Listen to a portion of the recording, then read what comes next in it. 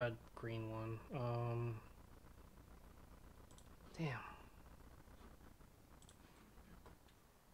I don't know what the hell. Atarka's command.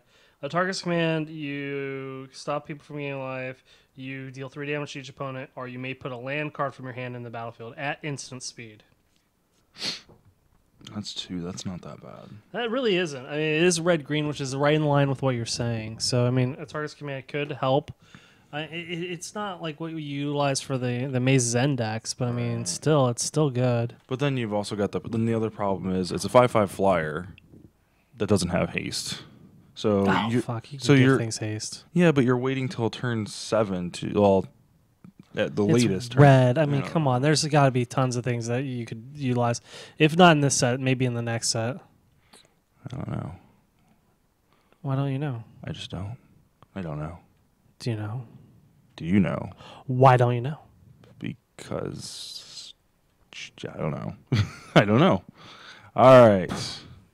Welcome to Mana Drained. This is episode 3. I don't know. Ooh, what do you know? Oop, there we go. Do you know? I had the audio on. Why Oops, don't my you bad. Oh goodness! This is episode 3. I'm Moxborn again. Magic Vice. Magic Vice. We're here. What are we watching? What do we got here? What do we I got? found my old Kevin Smith shirts, No. and so this is a coalition for the liberation of itinerant tree dwellers. Okay. Monkeys Yeah, tree dwellers. or monkeys. I like to think of their freedom. Sure. You're gonna free the tree dwellers. Hey, just because you don't believe it exists doesn't mean it does. It's not real. Okay. Oh dear God. Hi, Hazel. Right. She can't read yet. But you can't read yet. When you look back and YouTube is still a thing, It will still be a thing. it will still be It'll going still strong. Be a thing. Oh my Hazel goodness. will probably watch quite a bit. All right. We've got quite a bit going on. We kind of scrambled around, put this the show together last minute. Yeah. As in 2 minutes ago. Yeah. We've had a kind of a rough week. It's been a long one. And it's only Tuesday. I think this weekend has been as where it's all started. This weekend's for me at least. Hazel and Mabel have really bad. Their coughs are back again, so I hope that doesn't affect tomorrow. But we'll leave it tomorrow for tomorrow. Sweet. Okay. So we're going to talk about. I got a couple discussion topics I want to talk about, and then we're going to jump into some card spoilers. First, the 2 discussion points I've got there, 2 articles on wizards.com magicthegathering.com. I don't know what their website is. I guess it's Magic the Gathering. Well, it's wizards.com, but Wizards of the Coast, and then it's the Magic the Gathering. There we go. Yeah. Sweet. Awesome. The two articles that I was reading that I really enjoyed and I highly recommend is Bruce Richards' article. He does I think it's probably a weekly article called Serious Fun. Mm-hmm. This last one was about a card that was just was announced. Actually, I think he spoiled it for the set, but was talking about it in line with like having serious fun, building decks just to have fun, not necessarily to win games. Well, winning games, but not necessarily be competitive. So his thing was all about this Angelic Captain, which you've got it pulled up here, is a 4/3 for 5, 3 colorless, 1 red, 1 white. Flying Angel ally being important with our set coming out. But also, whenever she attacks, she gets +1/+1 until end of turn for each other attacking ally. So allies are important. Yeah. Also, he talked about how this card kind of harkens back to the old Zendikar game or Zendikar set where you could still bring in the old allies. So he was talking about not necessarily playing in standard, but just brewing in modern and commander and just casual decks.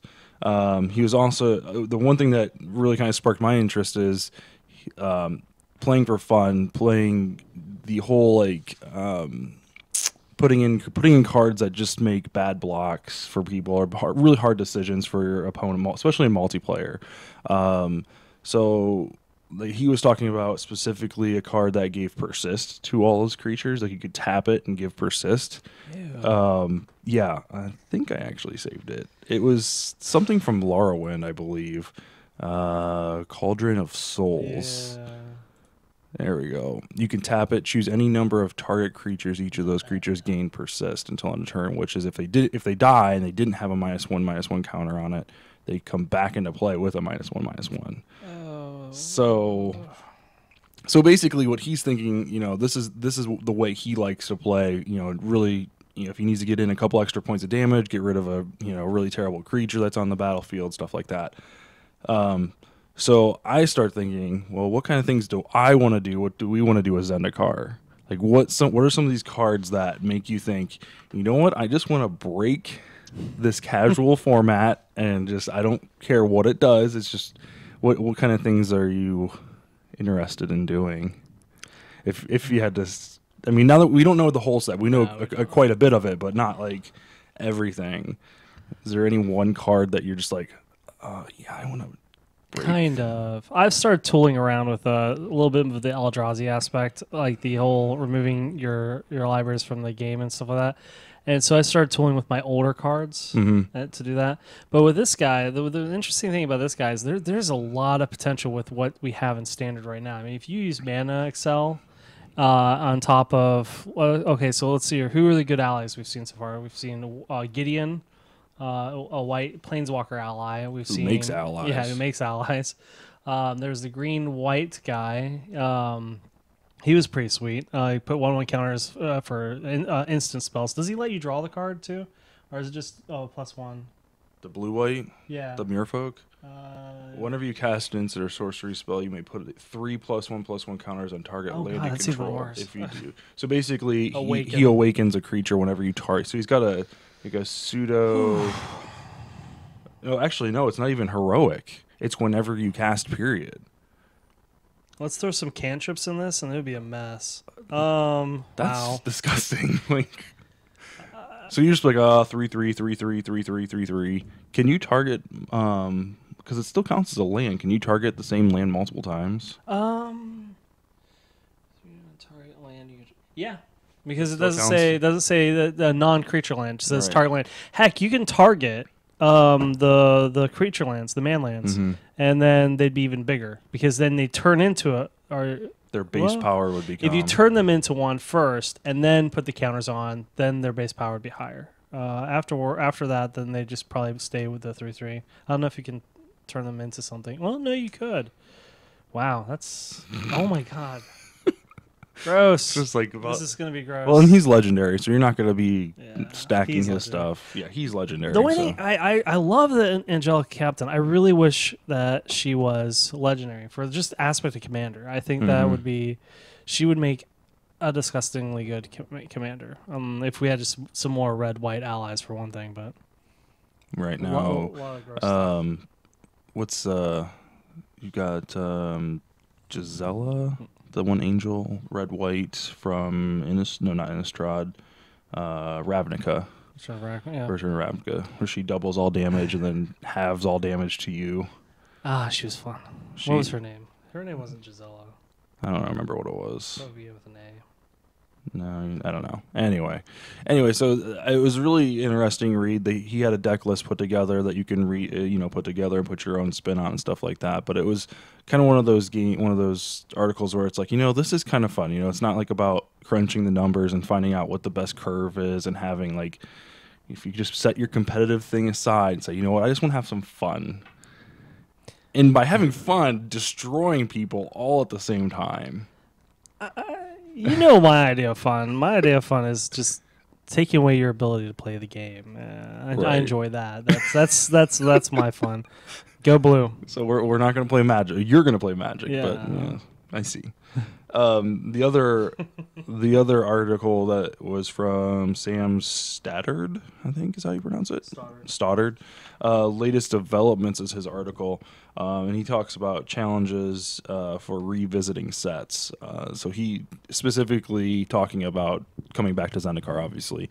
He also talks about Return to Ravnica and things like that, and how to put a new spin on it, but still like making sure that it feels home to people. And one of the ways they did that with this set was obviously bringing back Landfall. So amongst other things, right? Yeah. But he talks about how they wanted to give Landfall a little bit different feel. I didn't play in the original Zendikar, so I don't really know too much about it. But according to his article, a lot of the premium Landfall cards were 1 and 2 drops. So when you got them out, you got 3 or 4 triggers off of Landfall. Yeah. He said they wanted to give it a little bit different spin this time, where it's going on your 3, your 4, your 5 drops, and it's not really like the main focus of the card, but it's like an extra boost. Specifically, he's talking about there's a Firebird that comes into play. It attacks every turn. Let me pull that up. And it's got Landfall, so when it dies, you can pay a premium cost, bring it back into the play. So he's a 3/3 for 4 with Flying and Haste, which isn't too. I mean, it's not really what Red wants to be doing, but like Red Dragons, like Red Flyers, Red Black, or not Red Black, Red Green could definitely find a home where you've got lots of ramp and the ability to pay the 6 mana. Yeah. So I don't know. He attacks every turn, which sucks. But when you do your Landfall, if he's in the graveyard, you can put him back on the battlefield, and he's not tapped. So if you do that, during your main phase, you can choose to attack with him, or you can second main phase play a land, bring him into play, and keep him for a block. So I don't know. I kind of like the flavor. It's kind of neat. So they usually have. I miss traps. Like that's the one thing I was. I really was. I was really hoping that would come back. Mm-hmm. Traps or I didn't think Quest was going to come back. Quests were fun, but I like the idea of traps because still have another set too. I know. But I my opinion on what's probably coming on that. So I like traps. I think traps would be a good set or a good second set, especially if they bring back. We'll talk about what they're bringing. What we think they're bringing back for the second set. Anyway, I want to get into some card spoilers. What do you want to talk about? What specifically? What card? Well, actually, since we were talking a little bit about brews. You were talking about your brew that you've been working on, the black. I wanted to touch briefly on this because I think this is a really, really interesting idea. A little bit disgusting. So tell us a little bit about your new take on what a standard deck should be. Well, or for you. I don't know. The first thing that I'm noticing, with all the spoilers that have come out, most of these cards are super expensive. So I think this set is this standard format, maybe not so much with cons, but once cons rotates out, when it's just Zendikar in the next set, I think it's going to be a lot slower. Cons is definitely going to make it faster with the mana ramp that it has. What do we have? We've got the flip card that taps for red, green, blue. The shaman guy. We lose Satyr Wayfinder, so we don't get the graveyard love as much. Tarkus Command. A little bit of they never use it for that, but I mean, still, you have the potential for it. And then you've got like Ingest with all these, not Ingest, all the Eldrazi that make the spawn tokens. Those will help. Which is nice because they're 1/1s and not 0/1, so they're not just mana producers, chumpers. You can actually attack with these things and all that crap. So I was thinking, like, okay, if we're gonna be playing on turn, looking for turn. I say turn 5, you're dropping a large turn 6 large Eldrazi, like an 8 or 9 mana spell, or not Ugin, but Ulamog or whatever his name is for 10. He's 10, right? Yeah, that's ridiculous. So I'm thinking like he's 10/10. Yeah, he's 10/10. I'm thinking like turn 6 is when shit's gonna really start to hit the fan. So kind of what I've been working on is, how can I gradually take people down a peg and raise my life total up to where I can take 2 or 3 hits from these if it gets to that point. So I found in cons a card called Karu Bloodsucker. It's a Karoo Bloodsucker. Karoo Bloodsucker. It's a 2/2 for 3, which is right off the bat a terrible, terrible card. But it's a vampire, so it has a home on Zendikar. It still fits in the theme of Zendikar. Does he sparkle? He does not sparkle. But whenever a creature I control with the toughness 4 or greater dies, each opponent loses 2 life, and I gain 2 life. He also has another ability. You can pay 1 black and 2 colorless. You can sack another creature and put a +1/+1 counter on him. So he's a sack outlet with some upside. But what I was planning on doing is, putting cards into play that will my first iteration was put cards into play that would bump my creature's ability up. So they would be for toughness or 4 power or whatever. And then I started thinking maybe I should be looking at walls. Black, red. It doesn't even have to. This is a black card that I'm. Most of this deck is it's like 90% black. So I could really go anywhere with this. I've got a few red sack outlets, collateral damage. For 1, I can sack a creature, deal 3 damage, target creature, player. So for 1 red mana, I can sack a pointless dude, 3 damage here, 2 damage there, and I gain 2 life. So that's like a 7-point swing. So, and then you've got Bloodsoaked Champion where he's being sacked, 7 damage, and it's, combat phase over, bring him back into play for 2. Yeah. The only hindsight on it is the aspect that you have to get the toughness up. But right. with the right combination of cards, you can easily do that. Right. Weren't you going to use Master of the Way or something like that? Or Master of Pearls. Master of Pearls. When he flips, the only downside to Master of Pearls is you got to flip him. So to flip him, it's 3 colorless, 1 or 2 blue, 2 white. So 5 mana, and when he flips, he gives every creature +2/+2 until end of turn.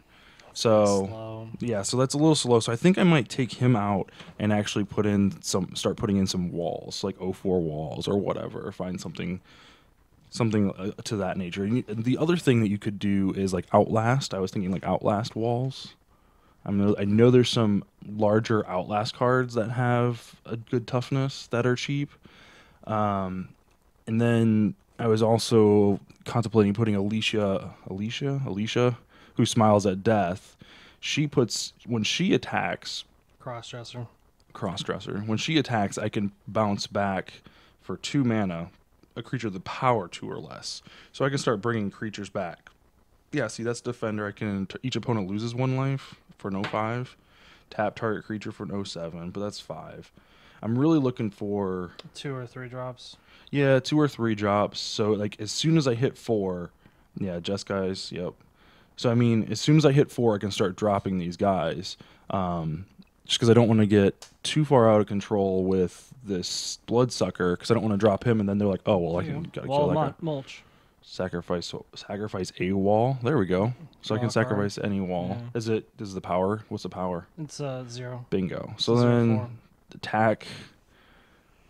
attack with her, bring it back. So more of a red, green, black, strongly. Wow, that'd actually be kind of disgusting. I think Wall of Fire is actually illegal right now too. And then Grim. Oh no, him. Yeah, Grim. So when any creature, non-token creature dies, I get to draw a card. So I got Sidisi's Undead Vizier, so that helps me search up things. Also sacking, How many of those do you have? 4. Hey, for you, that's so cool. I'm Joe. Nantuko Husk, allowing me to give +2/+2, so he'll allow me to bump up, and then I got Crackling Doom just to, I don't know. It's still a work in progress. What I like about it is that it almost feels like a rally deck, which is a big thing right now, and I think you could totally make people oh, okay, I'm waiting for that rally. I'm gonna wait, and I'm gonna hold this negate and just wait to see what's gonna happen. And then you're not going to rally. You're going to be doing I'm going to be massive playing amounts of damage. Creature damage. Yeah. So, because I'm casting creatures. Ability, you counter That's that. So, mean. But I came across this guy too, who when he enters the battlefield or a creature I control enters the battlefield, it gets +2/+2. I cannot pronounce that. I don't know. Ambuscus something. That. I don't know. but it's kind of work in progress. Right now it's a 100 card deck. I'm still like working it, and that's without land. Like that's just the number of cards that I found that will work with it. I just need to shave it down and Dress it up a little bit. shave it down, dress it up, take it out to lunch, maybe dinner and a movie the next night. I don't know. So what? Yeah. Funny. Anyway, and that's not even including any of the spoiled cards like Gideon and all that stuff. I really want to get some Gideon in there. I honestly, with what you're looking at, I'd think the black Obanixus. Do we have him on there? We do. We going to start there? Yeah, let's talk about him. Great segue. Oh, you're the best around. Nobody's going to get you down. Obnixus. All right, let's see. Obanixus reunited. He's pretty decent. Obanixus was a planeswalker who lost the spark on Zendikar and was turned into a demon. And now he's back. He's got his spark back. When he was a planeswalker originally, was he a demon? No, he was not. Oh, so he died. He kind of, yeah, he was turned into a demon. So let's see. You draw a card and you lose one life. Very, very black. And I kind of like that +1 ability because that reminds me of the mono black days. What was that? What was the enchantment? Pestilence. No, what? No, That's a great card. That is a great card though. That one enchantment of Pestilence. But I mean, black utilizes your life points as as ways to get through your deck, do different things. So you have that effect all the time. You don't lose the game until you hit 0. So sometimes even then, right? So remember that. According to this guy, you can draw 19 cards before you have to start worrying. So I don't think anyone will let it last that long. Then the -3 destroy target creature. Very, very applicable. I mean, we see how wipe spells are very good for planeswalkers, and he's only 5 to cast. And he comes into play with 5 loyalty. So even if you -3 him when he first drops, he still has 2. It's not like he's sitting at 1 and waiting for burn damage or whatever. Yeah, because chain the chain mask is going to be on, and so is a Johnny. So you're not going to be able to do multiple planeswalker activations anymore. Although people hardly used it, I don't know why. His negative ability. Let's see. Your target opponent gets an emblem with whenever a player draws a card, you lose 2 life. So that's horrible. I mean, we talked about Chandra and how hers is like being in a burn ward. This is like you're being poisoned slowly by your friend and yourself. Mm-hmm. And I really like that flavor text on it. I'd be interested to know like if he's actually a part of a storyline or if he's just there for flavor. Yeah, Obanixus, but yeah, he would be good in your deck, just for the card draw. Card draw would be good. Yeah. I'm sad we're losing Rita Bones. I'm sad we're losing Elspeth. We're losing. Oh wait, did they reprint? I think they reprinted Read the Bones in Origins. Never mind. We're losing Elspeth. We're losing. We finally have sets, and we're seeing Ashiok see play, and we're going to be losing Ashiok. And I feel like Ashiok was such a late bloomer for a planeswalker. It's kind of sad. But we're losing a lot of stuff. The Keratids. Oh yeah. A lot of the Delve. Chromanticore. A lot of the Delve enablers. Not necessarily Delve, because Delve is still going to be around, but it's going to be like. You can still use Soul Flare. Soul Flare is still there. That's pretty good. A whole bunch of stuff. Who's the other planeswalker? We got. We just talked about Nixus. Kiora. This is something I did not see coming. Like I didn't. Oh, sad face. I didn't resize her. Son of a biscuit. I did not see this coming at all because I just assumed that. Well, I didn't realize that she'd already teamed up with Gideon when we got to Theros. Like when we finally got a card for her, because she was only on the online game version, and I didn't realize like her and Gideon had hooked up and started talking about going to Zendikar and fixing it, because that's the whole purpose. She went to Theros to look for a weapon, which is why in her hand you will see the Bident. which, as we all know, is the blue god's weapon. Thassa's weapon. Which I'm pretty sure that would be bad news bears for Cure if Thassa realizes that. Her Biden's gone. Yeah. I hope they make that a card. The Biden? Yeah. It would, because it wouldn't be you couldn't make it would you make it a legendary card? It still have to be legendary. The aspect, though, is that the gods and everything in Theros are embodiments of enchantments that were created, and I mean they don't talk about the mythology of it, but the gods and their powers and everything like that are manifestations of people's belief in them, which makes them extremely powerful. And the aspect that she took the item of an entire society's belief away from that plane, and it's like taking an idea out of one plane of existence that is manifested, and then you're in another, and it's still there. I get that's kind of weird. I get you. And then you have Elspeth, who's killing gods. Well, Elspeth's dead, so that's sad Sad face. face. Yeah, sad face. Thank you for bringing her up. Kills a again. god, then gets killed by a god. So bad. Such a bad ending of a story. She'll be back, and she'll be a black planeswalker They almost did Garrick. to Jace. like Garrick. He hasn't Yeah, Garrick. died, but he's not himself. Obed He might as is well dead. be dead. Was Obed Nixus black planeswalker? He didn't have a card. Oh, he didn't have a card. Yeah, he was just a planeswalker. So I mean, you have no idea. Like, okay, so if you go back to the original planeswalkers, like Urza, back when they were almighty gods and everything like that, Urza was essentially the embodiment of white mana, and artifact. Then you of course have Sarah, who created Sarah's Angels and all that nonsense. She was a white embodiment, planeswalker. You don't really get a sense of other planeswalkers until much later, but I mean, really, the ones that we ever heard about were either blue or green, elves and the like. And then the one dragon was black, of course. He ended up trying to betray them all, but the modern planeswalkers, I think they're true to their color, and I think the personifications are pretty on point.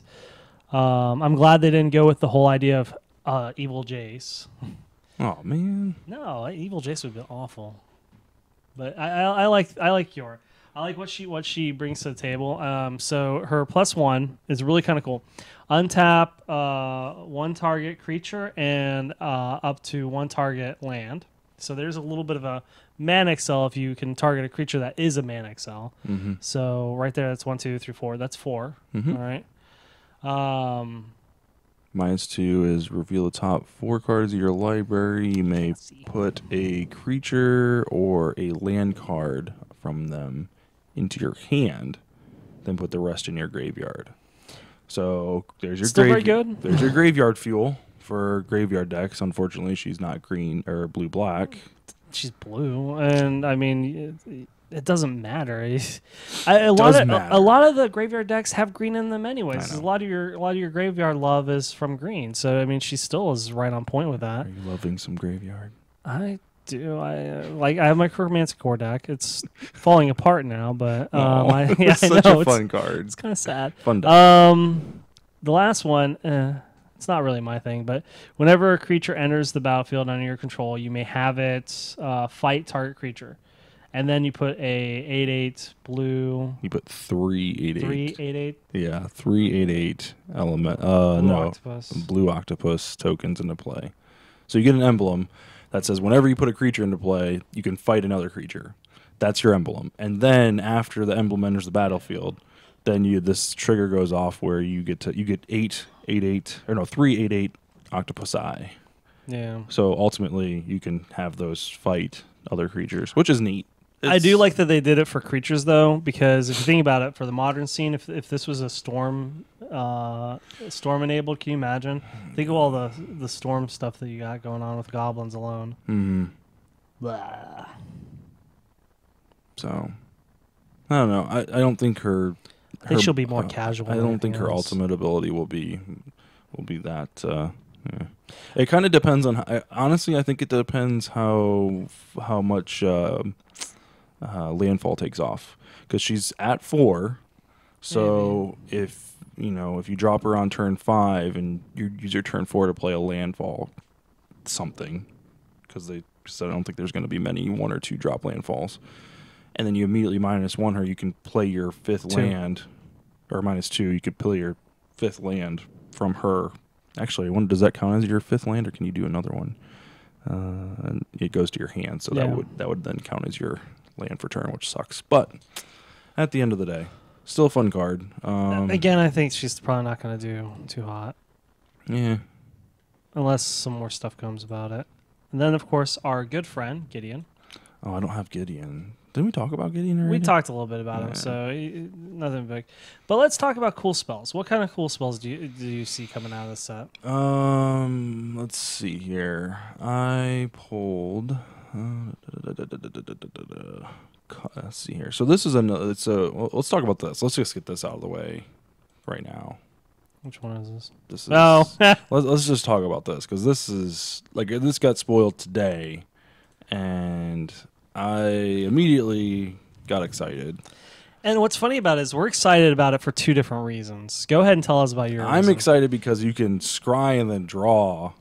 And with giant creatures, you're going to be scrying a ton. So this is Ugin's Insight for 3 colorless and 2 blue. You get to scry X, where X is the highest converted mana cost among permanents you control.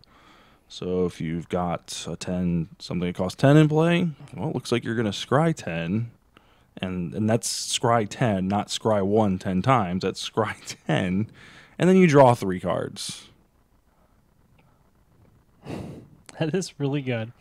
It's really good just for its mana cost. 5 for it is pretty decent. I mean, hell, if you're playing, if you get something like Siege Rhino out, I mean, you're scrying for 4, and 4 can make or break the day. Mm-hmm. Hell, scrying 2 can sometimes make or break the day. Now, that's all fine and dandy. Powerful ability. Woo. It's a blue spell. I can't believe you're not excited about this. I'm excited about the fact that there's Ugin. Okay, so that means and Jace all in the same card. Well, Jace is a whole other love. Yeah, I know, love affair. But Ugin. So the potential of him having either another card or being reprinted even higher. Woo, that's great. But it's a flavor text. So you speak to me of the threat of Ulamog, but do not forget they came as 3. And so, I mean, this foreboding is that he's warning that, yeah, you've got this one Eldrazi who's making your day really bad, but there weren't just one. There's a total 3 because you've got Ulamog, you've got Emrakul, and the other guy who no one cares about. I don't remember his name. So the aspect of this is making me think that the other Eldrazi are going to be in the final set, which is great. I'm really looking forward to that aspect of seeing Emrakul again and somewhat the other guy. Maybe they'll make him fun. I don't know. They did with Ulamog. So Ulamog is disgusting. I'm glad they didn't bring Annihilator back. This is still I would say the same. Milling 20 and then it's removed from the game. That's disgusting. If you have any kind of ability to accelerate, you're making somebody's day bad. All kinds of bad news bears. That's why I'm making a blue-black deck around it. Oh man. I know, right? It'll be fun. What else we got in here? We talk about the lands. Yeah, lands. These Lands. I'm excited lands? about this. Go ahead, spell lands. So Joe called these. No, you called. You called the spell lands. I called the man lands.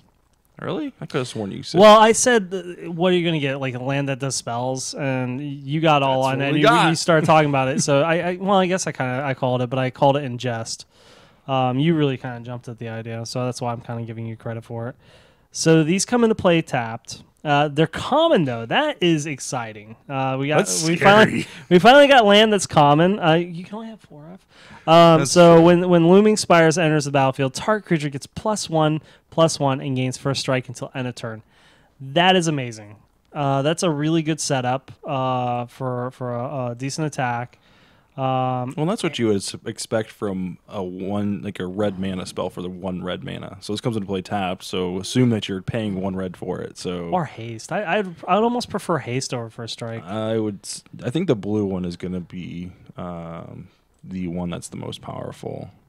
White's kind of got a good thing going, but blue, same thing, comes in play taps. I You get didn't to- see this one. You get to tap creature an opponent controls, and it doesn't untap during its next untap step. So you can main phase drop this down tapped, target one of their creatures. It taps. Now you freely can attack into them, and then your next turn, unless they play something, you can tap, or you don't have to tap anything. It's just still tapped. This is going to see a lot of play in Modern because with all the lands that become other lands or whatever, holy crap, this thing's going to just keep hitting the field over and over and over again. Mm-hmm. I'm And if gonna you've got the add ability that to my amulet to- deck. Put it back in your hand. Well, yeah, the amulet deck for sure. Yeah. I'm going to bounce this back in my hand and play it again. I'm just going to keep going. Not that it stacks, but you can pretty much tap their. Well, you can copy it. I mean, there's all those copy lands I got in there and stuff like that. So What else we got? I think the white one's pretty What's the white solid. that's not Gets bad. +1/+1 in vigilance, so attack and then block. Well, most spells for vigilance cost more than one anyway, so that's value. All right. The black one is put a creature on top of your library, which is kind of meh. Oh, where did it go? Yeah, there's a battlefield. Put a target creature from your graveyard on top of your library. So it'd be better It's good one for to your niche hand. decks. I mean, if you build around it. So, and then the green one. I actually don't know what the green one does. I forgot. The green one. So probably something greenish. You would think green. So Yeah. what? Burn something? No. Let's see Wow, here. it's definitely green. It's got a lot of text. Yeah. Basically, So when it enters the Oh. battlefield, basically. you may look at the top 5 cards of your library. If you do, reveal one. Reveal a basic land. Basic land. From and then put that card on top of your library and the rest at the bottom. So, I think blue is gonna take first. I like first strike land. I do. I like that one. I like the blue one too. This one though, this one is probably going to see more play than the others because of the added landfall. You play a land, you get a land. I mean, that's Mana Excel right there. Well, the land goes on top of your library. Oh, does it? Yeah, so that's I thought. yeah, it's not as fun. And we're not going to have Courser anymore. Right, so you. Oh, Jesus. Yeah, that would be fun. So look at the top 5 cards. Put the land on top. Have Courser in play, so it reveals it, and you can play that land. Although you wouldn't be able to play that land because yeah, you can. this land would count as your one land. You can't play. Tarkus Command, remember? Oh, okay. You play so you have additional to play a land. spell. The Kiora. I mean, there's all kinds of stuff out Yeah. there. So yeah, it's kind of fun in the fact that actually, you know what? We were just talking about this earlier today. How there aren't that many common spells. We haven't seen hardly any common No. spells, and here we have a cycle of 5 lands. 5 land not common, and Everything one. And I else don't is- have one in our document here, but there's an uncommon land for blue. So I'm wondering if they're just gonna make a bunch of lands that do shit, and that's So 131 cards have been spoiled so far, most of which is rare. right. Um, So this land that I'm talking about here, the terrifying. uncommon, is it doesn't come into play tapped, which is nice. Taps for colorless, and then you can tap 5 colorless, a blue, and tap this card, so a total of 7 mana. Sack it and draw 2 cards. So definitely when It's you're good value. flooded out late Yeah. game kind of thing. well, think about all the times that we've seen people flooded out in tournaments and whatnot. I mean, that card alone could make all the difference. I like the fact that it's draw 2, not draw 1. Yeah. Plus, I mean, you've got Sphinx's decks, Sphinx's Toolage decks, and so there you go. There's an added card draw right there. 2 card draw. That would suck. Yeah. What's the Devoid spell? There's a Devoid spell that kind of does card draw for that. Let's see. Is it this one? Oh, the No. There's a Devoid spell that did draw. I'll have to. We'll probably have to talk about those next week. We should do an Eldrazi week next week once we've got an idea of what all is coming. or not next week. It'd be the week after, wouldn't it? It'd be after That'd be after pre-release. pre-release, which we will be doing together again. Yay.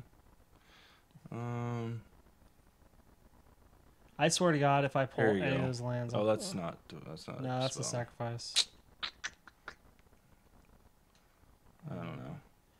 I do. I would like some more cantrips, but I mean, I feel like the days of cantrips are coming to an end. I don't think they're gonna be doing them anymore, which is a shame because they're fun. Yeah, I don't know. I don't see it. Yeah, I've got The archive. the Yeah, archive. I don't know. So I'm gonna order those. really, Yeah, they're going in my. Did you ever get a picture of Sermon Visions? Do we have that? We've got that up. We talked about that last week. I or 2 know, weeks but ago. it's such an amazing I'm card. Talking about it again. Let's see. It's so hard here. not to talk about it. This is a fun card. So The Herald? the Yeah. Herald, 3 mana, 1 colorless, 1 blue, 1 red. It's got Devoid, 2/4, and colorless spells you cast cost 1 less to play. So Right. that's ramp you're talking. We need. Somewhat, yes. However, so he can't make himself be Cheaper. one less Right. because the devoid aspect only is when they're in play. Because when they're in your hand, They don't count. the abilities don't mean nothing. Right. So it's a blue red spell until it hits the field. Mhm. So would it be blue red then as it's being cast? So, like, would someone be able to counter a target blue spell? Yeah. That'd be something to think about. I I don't think know. I think you would be able to. Yeah, because it's not in play, so its ability's not there. I don't know. Got me. That's They make these things hard sometimes. But I like the idea of reducing the cost of things like Ulamog. Heck, you make a copy of him or two, and I mean you can get things out pretty quickly. Yeah. Or the Guy of Ruin, whatever. And I mean, there's a bunch of them that are. I mean, the thing is, think this is turn 3, so then your turn 4 you lay a land, and you can immediately play a 5-drop Eldrazi. And that's not saying you don't have any ingest token or not ingest. Awaken? Not awaken. Scion tokens. oh. So if you have 1 Scion token, this on turn 4, you're playing a 6-drop. Have we seen any of the tokens yet? I don't think they've shown them. No, the actual tokens. Yeah, No, I'm kind of interested to see what they look like. I like roll. I hope there's a ton of them. roll I roll hope spout. there is. Roll spout. Oh God, yes. We need to talk about this. This is a great card. Go ahead and start talking about it. Yeah. So it's a blue-white spell, blue-white 1, and it has the benefit of doing the coolness of putting a creature on top of its owner's library, which again sounds like a very blue thing to do, and it is, which is why I like it. But it's for 3, which isn't bad. But it has Awaken 4. So if you pay blue, white, and 4, then you put 4/1/1 counters on a land, you bounce a creature to the top of the owner's library, and now you've got a creature to attack with the next turn. So again, Awaken, great for late game, great, and this one is good for early game. I mean, it's a win-win no matter how you do it. And if you put in the aspect of modern Snapcaster, I mean, think about it. Snapcaster, you either use it for just the regular thing, or heck, Awaken. If you have Right, enough late mana, game. then there you go. I think about that in my silent stack. I don't like you. The fact that I like the fact that it goes to the top of their library. So you're not putting it back in their hand. You're not exiling it until a creature Right. dies. You're putting it on top of their library. So you're altering the fact that that's the card they're going to draw, and that's probably the card that they're going to play next turn. So basically, time walk. Sometimes, yeah. Especially Again, late game. I mean, yeah. and you get a 4/4 out of it with haste. So bounce your big thing, attack for 4. What's even better, like with the way you play blue, because you play counter blue. I play just control of field. But if you're using it in your blue decks, you definitely would be setting yourself up to be able to counter it afterwards. Because I don't when I play blue, I don't usually utilize a lot of counter spells anymore. I use more like bounce it, and again, and again, and now you're dead.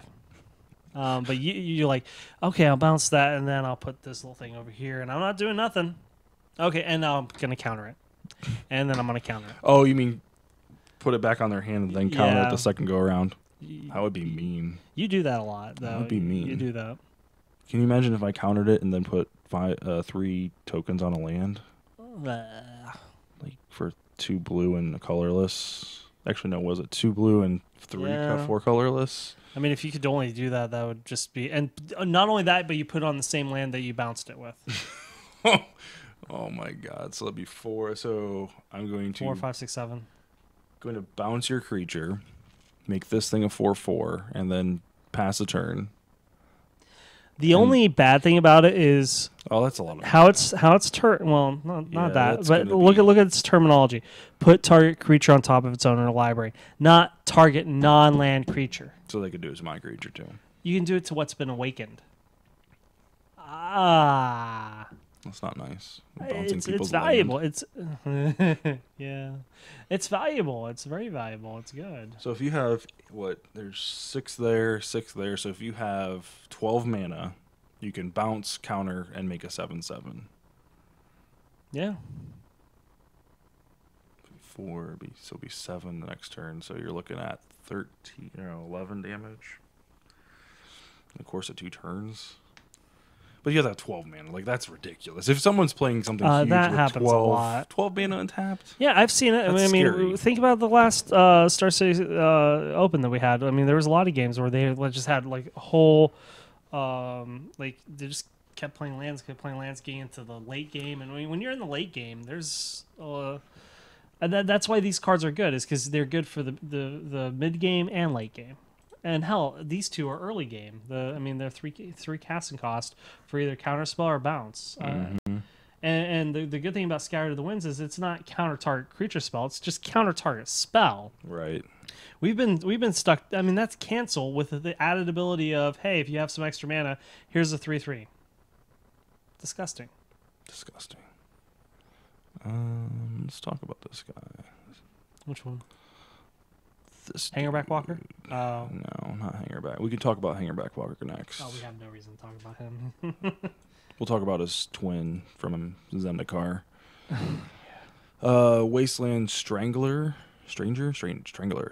There we go. Words. 1 black, 2 colorless for a 3/2. So not too bad.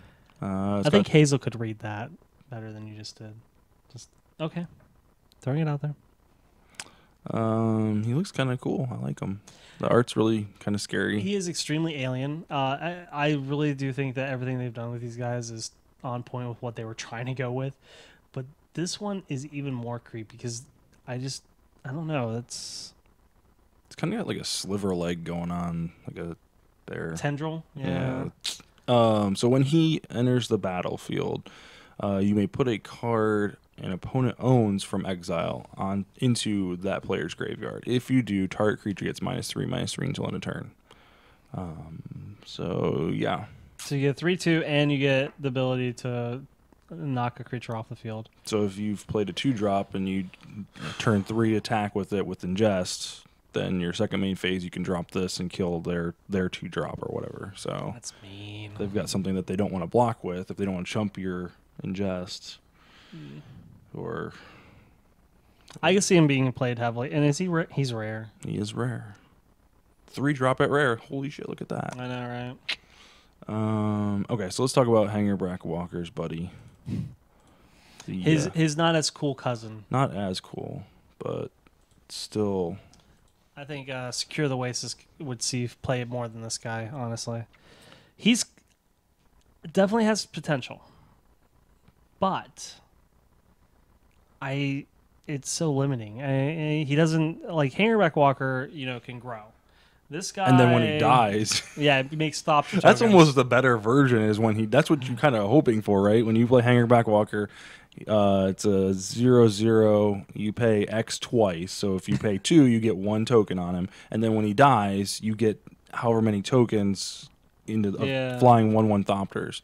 But you can pay 1, tap the Hangerback, and put a token on top of him. So it's cheaper to play it once and then start adding tokens. But I think you can turn those Thopter tokens into slivers. There's a Oh, card that Jesus. turns all creatures into slivers. I'll tell you about it later. But yeah, You can also so turn them into 5 damage. so in this one, he's an X spell, which we have not seen a creature with an X spell in a while.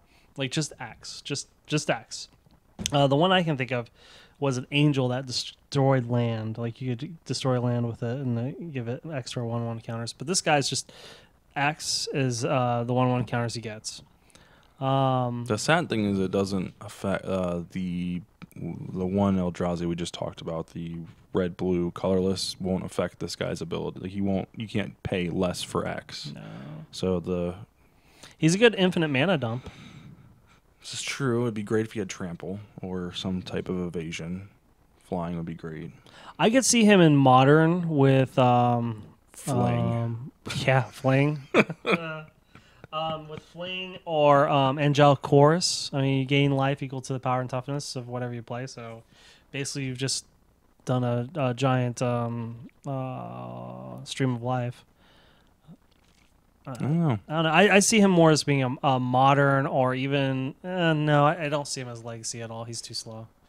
I can see him in Commander because they're always yeah. they're always looking for shit to drop their mana into. Well, now they have the ability to make a commander deck of Eldrazi because there's going to be enough of them. Oh god, they just give me a headache. I don't want that. Well, I mean, yeah, I don't know. What else do we got here? Jesse will probably make it because he's the only one with a Eldrazi deck. This is kind of interesting. Whenever you cast a colorless spell that deals 1 damage to target creature or player, it's enchantment. Definitely not what you want to do on turn 3. That you want to drop this on turn 4 so you can actually get some value out of it, rather than I'm gonna play this and then they're like, oh, obviously they're going to. That would be really good. You know, You could play the because X it's an spell. enchantment. Because it's an enchantment. I was thinking about the instants and sorceries that are the same thing where they're devoid. Mm-hmm. That means that when they're cast, they're devoid. As they're being cast, it's part of their ability, so they be colorless. So all those multicolor spells we were talking about, we were wondering whether they'd be devoid or not. They would be. Oh, that's really disgusting. So you could play this 4 Hangerback Walkers and 4 of the Titan we just talked about, the Yeah. X spell. And each one would deal damage. 1 damage. It's not bad. Yeah, it's kind of slow.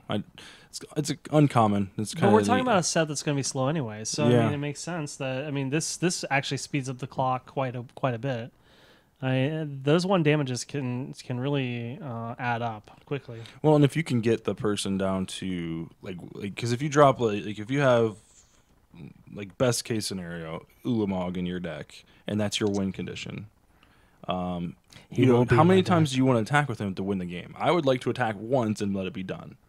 So if you can get your opponent down to 10 with little pinging guys like this, I'm going to attack you with him and you're dead. Is that not? You want to attack with multiple times so you can mill them. You're an evil person. I want to attack you once with him and just mill you out. That's what I want to do. Because by the time that he comes yeah. out, I should be able to. I mean, think about all the mill spells there are.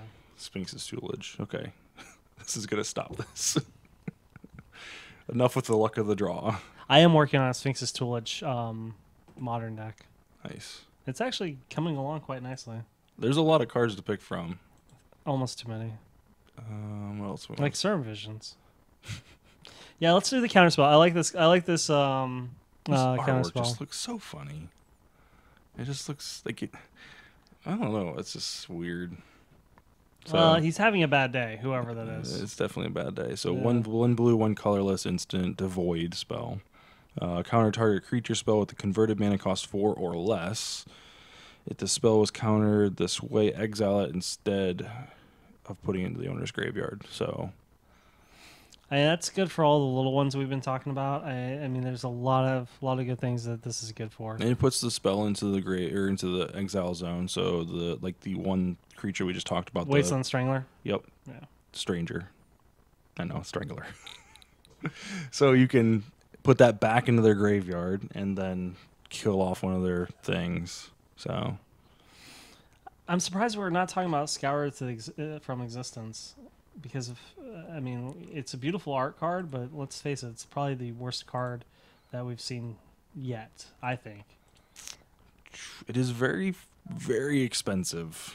7 mana at instant speed, 7 colorless mana, and it's common to exile target permanent.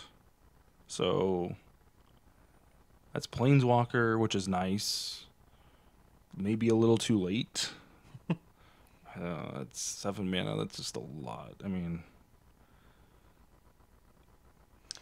What I'm thinking of is when it came down to Eldrazi spells that did something cool like this for 7 mana.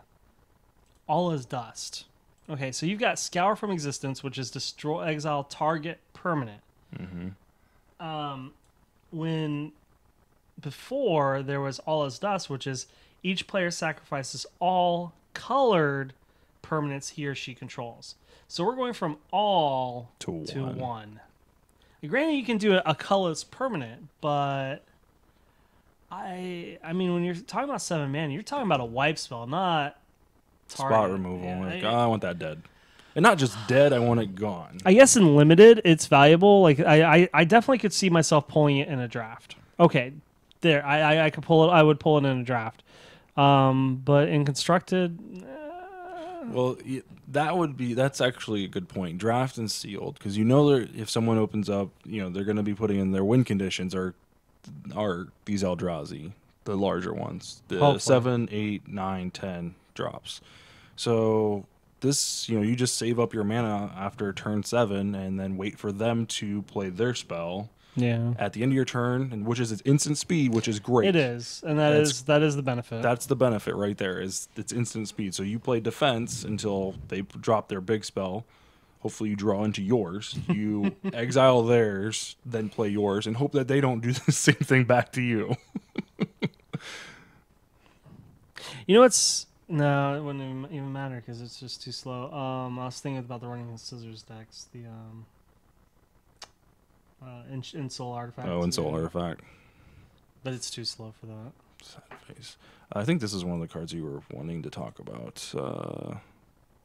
Crumbled. Oh, to Crumble to Dust. Yes. So red and 3, which 4 is not bad, especially for exile a non-basic land. Love that aspect. Search its controller, graveyard, hand, and library for any number of cards with the same name as that land and exile them. So much value in this. I mean, we've got nothing but a ton of non-basic lands. So we got sky's the limit really to choose from here. But let's think about this in a wider format. 4 mana in Modern. I mean, that alone would definitely have a negative impact on Tron decks. Yeah. Can you imagine copying this spell? It's in red, so there's tons of ways to copy it. Yeah. I mean, at the very least, you could do replicate Yeah. for 2 red. So for 6 mana, you can choose 2. I mean, if anything, it's going to get them to tap their. I mean, what? So, in response to this, if they tap their, like if you target a fetch land, and they tap it, sack it, what happens then? Okay, well, fetch lands are a little bit different. Because if they tap and sack in response to you targeting with this, they get their ability and it's gone. And the target fizzles. It fizzles, yeah. And that's the only negative. You wouldn't be able to do something like that unless you gave it instant speed, which in Modern, there's lots of ways to do. Mm-hmm. Now, for what we're talking about, for a standard, which is where you're going to see all the fetch lands right now anyways, Probably not gonna that target. good. Not that good. Not a good Not target. that good, no. But there's a lot of other things that are The good slow targets. lands. Slow lands. It is exile, so the indestructible land. The artifact land that's indestructible. Get rid of that. Ulamogs. That's still going to be in standard. The thing that makes everything swamps. Oh, Urborg? Or Urborg. No, Urborg, unless it got reprinted, is not. I don't think it did. But that's a bad target, anyways, because when people play with or Urborg, they're usually not playing with any more than 1 or 2. Like me, I only play with 1, and I've got like 10 of the damn thing. So, not a good target, but so many other things you could do with this. let's say that you're heck, even in Legacy. I mean, this spell could have some benefit. It's just slow, and Right. for Legacy. Well, the other thing, if we're talking standard, maybe more so in limited with sealed or with draft. This is turn 4, so if you have multiples of this, you could do turn 4 set them back a land, turn 5 set them back a land, and set up your turn 6 heavy spell or turn 7 heavy spell or whatever, or keep your mana open for the what was it, Into Dust or whatever. Remove target non-basic land from the game. Search. Oh yeah. It's the same thing as Sowing Salt. It's same casting cost too. It's 1 red instead of 2 red, but it's converted 4. So Sowing Salt was an old, what we used to call lobotomy card, because there's a card that you remove whatever in somebody's hand from the game and all copies of it. And as a person who played lobotomy a lot, there was a set of each color that did something similar to that target thing, and Sowing Salt did it to non-basic land, but it still fell into the aspect that it was slow because it was sorcerer speed. I think this is going to see play in well, maybe a little bit in standard and like hand disruption, land destruction, sideboard. Yeah. But limited and sealed definitely, especially since it's the first set. So we know next set's going to have non-basic lands. It's Zendikar. I mean, yeah, I'm sure this isn't the end of his basic lands or non-basic. It is the end of the mono decks, though. I think we're kind of at the end of it, anyways. I think our decks were the last ones I even saw anyone playing. So, okay. Any other ones you want to talk about? I like all the retreats, but I think we could. I don't know. I think we can skip them because they're not important enough really to go into. Quarantine Field. I like Quarantine Field. It's expensive. We're talking about a card white, and then 2 X's, which means just to do 1 target, you'd have to pay 4 mana.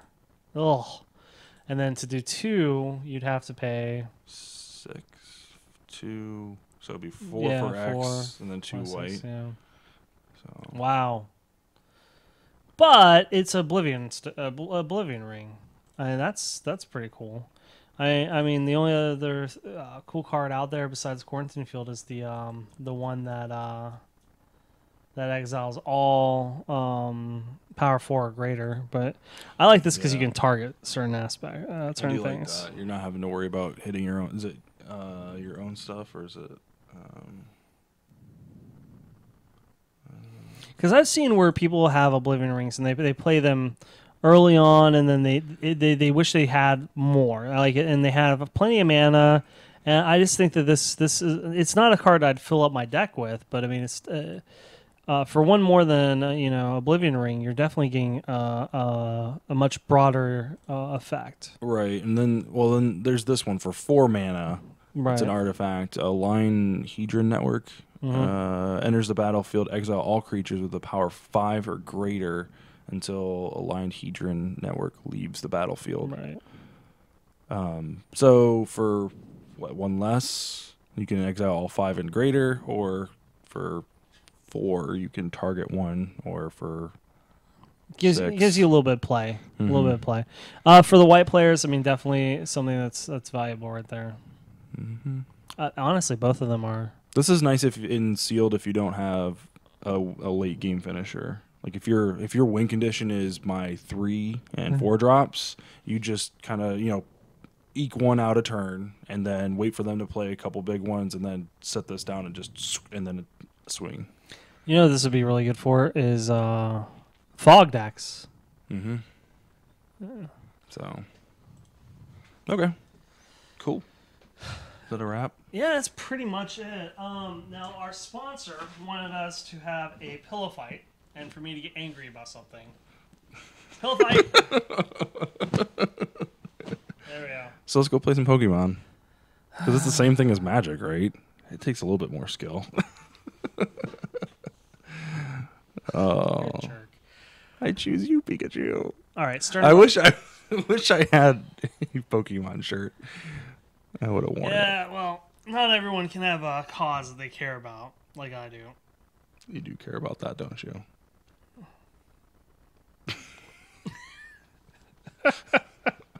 You've got problems. I have problems. You have problems. No, everything's going well. So we just need to figure out what we're doing. Are we going to be playing much standard though here soon? I think we're kind of getting stuck in a modern build. I guess we'll wait and see what we pull. I'm hoping for 4 Misty Rainforests. I mean, how awesome would that be? Wait, hold on. That's the fetch land. You mean the expedition? No, Misty Rainforest. That's an expedition. Yeah, I'm hoping to pull 4 of those in my. And your 4 pack. You're gonna buy 4 packs. Yeah, my 4 packs. If you open 4 packs and get 4 of those, I'm gonna give you all the cards that I open and allow you to open them for me. Because do I get to keep what's inside of them? Mm-mm. Then I don't want to do that. No. So have your wife pull cards because she has like the Planeswalker touch. But that's only on digital format. Like that's. No, she's done it. She's pulled multiple Planeswalkers before. So. Anyway, okay. So that was episode 3. Next Yay. episode will be September 29th. So let's see here. That'll be like right after the pre-release. Is it? Yeah, it is. So we'll talk about how pre-release went and what we pulled and all that stuff. Obviously, we wouldn't have gotten our boxes and stuff like that. Yeah, honestly, I'll tell you right now. I can tell you because I'm looking at the dates here. I can tell you how it's going to go. So we're going to be going on the 25th. So that means we'll be going and I'll be playing and I'll be like, oh, this is so tiring. I can't believe I did this to myself again. Joe, I'm never doing this again. Hey, let's play on Saturday. Yeah, that sounds like a great idea. Well, let's totally do that. But man, we're so tired. How did you do? Well, I'm doing really, really bad because I can't even pay attention to what I'm doing. Hopefully, I can drive home. I'll drive you home. So Zendikar, Battle for Zendikar pre-release is the 26th and 27th. We're going out to Epic Loot to play Loot. Then we have our In Response Battle for Zendikar sealed tournament. That will be on October 3rd. That's after the weekend the set releases. Right now it's going to be here at the house because B-Dubs is booked on that day, which kind of makes me angry. Really? Yeah, sucks. I gotta pack up Modern Masters. You wanna do that? Well, we'll have the cards. We just need a place to play. So why don't we just get like a box of Modern Masters and take the box of Modern Masters, mix them with a box of Conspiracy that I'm sure someone, Chris, has that hasn't opened them yet. So we'll mix those together, and then we'll get a box of Origins, mix those together, and then a box of Zendikar, mix it. Wow. And then you take all the cards home? I was waiting for that. Now, yeah. So we've got that. It's $25 to play. Gets you 6 packs of cards to build a deck with. Everybody goes home with at least 1 additional pack. So 7 packs for $25 isn't a bad. Mm-hmm. It's not a bad turnout. And then top 3 will take home multiple packs. The last couple times, the person who played white won. Limited. Oh, and limited. Yeah. I know Jesse won one with a white-red limited deck. Yeah, and then there's that one gent who came over. He played white-black. Well, that wasn't sealed though. No, it was sealed. The one that was up in your base. Up in your Oh yeah. Is white-black. That one we kind of screwed up on because we only did 5 packs. We should have done 6. I didn't think about that. So people are kind of playing 3-color shitty decks. Mine was definitely really bad. So this will be a little bit better organized. More packs to build from, which is nice. You know who should have won that? Daryl, because he had all kinds of wipe spells. He had the Cruix of Fate, whatever. He had the one card, the not Swift Spear, the one where your instants and sorceries gain lifelink. Yeah. He had a lot of really good red, black, and white stuff. And I if anyone should have won, it should have been him, as his pulls were disgustingly good. So that'll be on October 3rd. Well, I want to thank everybody for watching. That will be. Thank you, Hazel. Yes, thank you, Hazel. We'll be back on the 29th, like I said. You can watch us on twitch.tv/BC Podcast. You can check our video archives on youtube.com/72DPI. We're going to start talking about potentially doing Magic Online. Maybe we can start talking about doing that. You know what we could do instead of Magic Online, because I don't have a lot of money, is we could play Magic. I don't mind spending your money. We could play Magic Duels on Steam. That's free. And so I could play you from my house, and you could be recording it. The only thing is we wouldn't be able to talk. Yeah, we would. We'd make it work. We can make it work. Okay. Yeah, I'd be okay with that. It would definitely be somewhat fun. It would definitely be casual. Yeah. Because it's hard. It's hard to make decks. It is very difficult to make decks in that game. Like, the one complaint that I have about that game is there is no standard environment whatsoever. I really wish they would go back and add the current standard, because it's going to take 2 years for us to get standard into this game. Well, that's why it's a pay to win. What do you mean pay to win? So if you have a lot of disposable income, you dispose of it by buying a whole bunch of packs and just open them, and then you've got all the cards you need to make your decks. That's what I mean. Because for people who are just earning the coins and then getting the decks that way, it's like Hearthstone all over again. That was one of the major complaints I had about our Hearthstone. Oh yeah, it's a great game in a casual environment, but I mean, it takes forever to do anything. I think Jeff's the only friend that I have who's done anything with it, and with God Hearthstone? knows how many hours he spent playing it. I just can't. Sorry, I can't get behind it. Magic is enough for me, and then some. Just thinking about doing a digital version of Magic, it kind of makes me sick to my stomach, just because it's just so many different cards. I could probably do Magic Online because I can actually purchase cards individually, and because I only want this deck, so I can spend $40 and build my deck that I want, and then I'm done. Like, I can keep playing with that deck. Whereas, like, I've got 2 decks on this Magic Duels thing it's the white one's okay, but none of my decks are okay on Magic Duels.